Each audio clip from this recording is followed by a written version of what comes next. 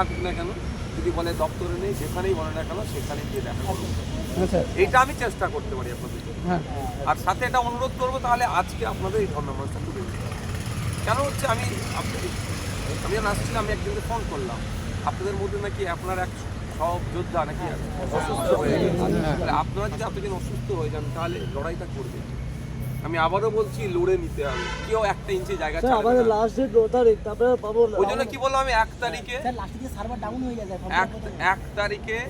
1 তারিখে আপনারা যদি আমার কথায় সাথ দেন, তাহলে আমি 1 তারিখে ম্যাডামের, যিনি আমাদের ডিপার্টমেন্টাল যিনি মিনিস্টার আছেন, ডক্টর সচিব ম্যাম, তার কাছে আমরা একটা, সবাই তো তার সাথে দেখা করা সম্ভব না, আপনাদের মধ্যে থেকে যেটা ভালো মানে এটা আমি এটা রিকোয়েস্ট করবো আপনাদের। আমি শারীরিক অবস্থার কারণ দেখি, আমি কিন্তু আবারও বলছি, আমি লড়ে নেওয়া ছেলে, আমাকে অ্যারেস্ট করেছিল, আমি ওয়াকফ সম্পত্তি ফেক এসটিসি সার্টিফিকেট বাতিলের জন্য আন্দোলনে নেমেছিলাম, অ্যারেস্ট করেছিল, আমি জামিন পাওয়ার পরে ওই জায়গাতে এসে কিন্তু আমি 10 মিনিটের জন্য বসেছিলাম। আমি সেই ছেলেকে দেখেছিলেন, আমি 10 মিনিটের জন্য ওখানে বসেছিলাম, যেখান থেকে আমাকে অ্যারেস্ট করেছিল ওইখানেই আমার কাছে 10 মিনিট বসে জামিন পাওয়ার পরে। আমি এই ছেলে, আমি লড়াই করার ছেলে, ওই কাউকে ব্যাকডোর দিয়ে ম্যানেজ করার আমি ছেলে না।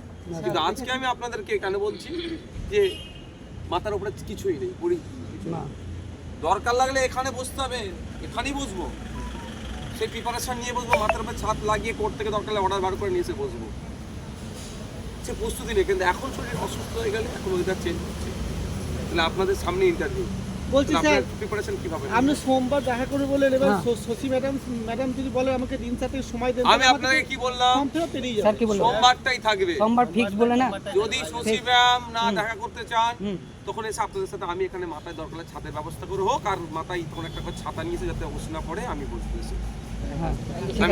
Thank you sir, thank you. Sir বিধানসভা যখন অধিবেশন হবে, আপনি কিন্তু এটা আসবেন। বিধানসভা অধিবেশন হবে 8 তারিখের পরে সম্ভব, 8 তারিখের আগে আমার মনে হবে না, কারণ ডেট আমি জানি না। আপনাদের যে ডেটই হোক, লেট মি ফিনিশ, যে ডেটই হোক যেন কথাটা বলা আমাদের এটার ফর্ম ফিলআপের আপনারা ইন্টারভিউ লাস্ট ডেট আপনারা বলছেন, তো বিধানসভা অধিবেশনের সময় সেটা তো প্রশ্ন থাকবে। হ্যাঁ স্যার, একদম। আপনারা বলুন, আপনারা জানেন না, কিন্তু আমি প্রশ্ন করেছিলাম আমার বিশেষভাবে সক্ষম যারা আমাদের ওয়েস্ট বেঙ্গল আছে তাদের স্বার্থের কথা ভেবে, ওয়েস্ট বেঙ্গলে কত বিশেষভাবে সক্ষম আছে তার লিস্ট দিতে। আমাকে 2011 সালে লিস্ট দিয়েছে, আর আমি 2023-এ কোশ্চেন করেছি, মানে মধ্যিখানে এই 12 বছরে বিশেষভাবে সক্ষম বেড়েছে না কমেছে, এই তথ্যটুকু আমাদের সরকারের কাছে না। এই সরকার চলছে না, এটা সার্কাস চলছে, আমি বারবার বলি। তো তাহলে আপনারা অজান্তে কিন্তু আমি আপনাদের জন্য কোশ্চেন করে রেখেছি।